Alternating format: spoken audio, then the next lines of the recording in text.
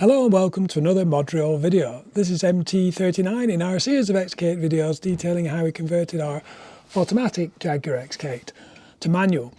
In this video we're going to take a look at the Glenn's MC wiring loom. Okay, let's first of all take a look at the MCM box of tricks that Glenn sent me, which includes the wiring loom, which is really quite high quality and looks professionally done. There's protective sheathing, all the correct sockets have been used, and Glenn's also sent a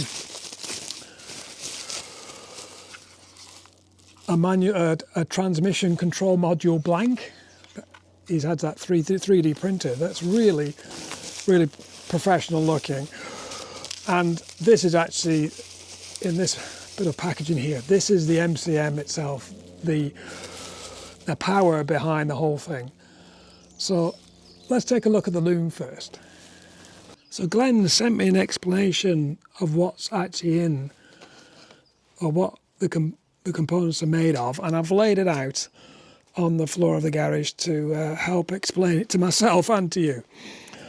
So first of all, there's the MCM itself with the program for a 1997 XK8, which is basically my car. Then there's the transmission control cable or assembly, which is terminated with a round blue connector. So for the transmission, we've got the reverse switch. I'm going to have to change that connector. This was the connector I needed for the Tremec box, but I need to swap it for this one. This type. I've got a spare of this, so I can do a bit of wiring, so I need to swap that out. Then you've got, what do we got here? The gear position sensor, which suits our ZF gear position sensor. We've got the rotary switch from the existing automatic gearbox loom. We've got the temperature sensor, 10K. Again, this is just a standard socket. I've got a female version of that, and I've got a sensor here which is 10K, which I'm intending to use, so I need to wire that up. And then we've got the clutch switch. Now Glenn's advised to use this switch, which is a standard Volvo clutch switch. So I've got all the bits for the gearbox side. So that's the gearbox bit of the loom. From the blue connector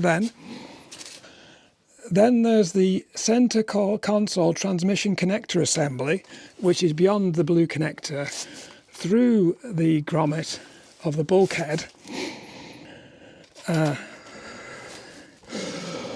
then that has on the end of it two connectors for the MCM, and there's some test cables down here, so that connects into the gear selector.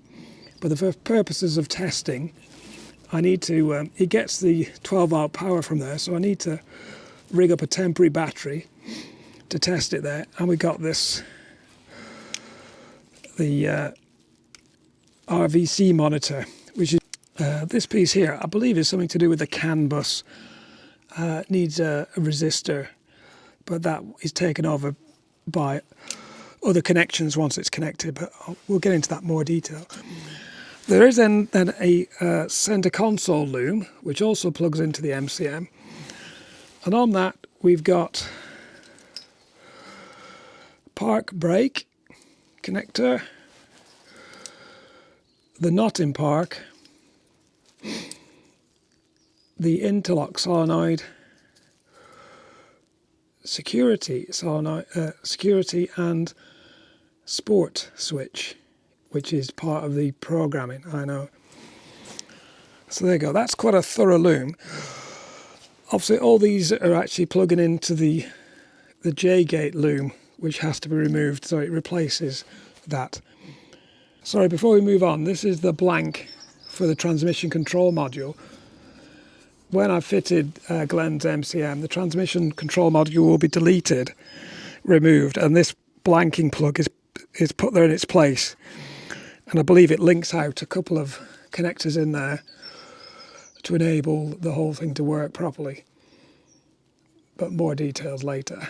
Here he is. This part of the loom is near the gearbox with the round connector, and all this part of the loom from the grommet onwards is actually in the vehicle. In order to test the gear position sensor, I'm going to have to wire this Volvo pressure switch, clutch fluid pressure switch, somewhere into this line, so it can read the fact that the clutch is depressed. And it begs the question, where am I going to mount this in the end? It's quite bulky with the T. I know Glenn has his actually roundabout in this position, but obviously we've got the gear position sensor there. I might try and locate it on the side, but we'll rig up something temporarily until we can find a longer term position. It might be something we need to do once we've got the original gearbox out and present this and see what space we've got, what clearance. So let's splice that into the flexible, into the braided line. You can see how I've spliced the pressure switch in through the braided cable. It's not ideal. I've got a slight weep off these joints. I've got the wrong fittings. I'll have to sort that out. As you see, I've got the whole thing rigged up on the battery. The MCM is powered up. I'm getting readings off that. The monitor and the small screen is showing gear positions. So we need to take a bit more of a look at that when we've got a bit more time.